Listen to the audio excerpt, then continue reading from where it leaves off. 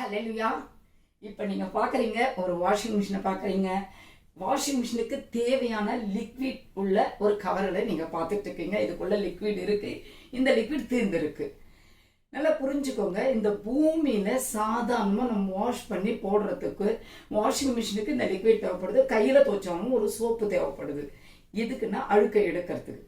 இந்த ஆத்துமத்துக்குள்ள இருக்கிற அழுக்குன்ற பாவத்தை எடுக்க இயேசுவின் ரத்தத்தை தவிர வேறு மருந்து இருக்கிற மாதிரி எனக்கு தெரியலங்க.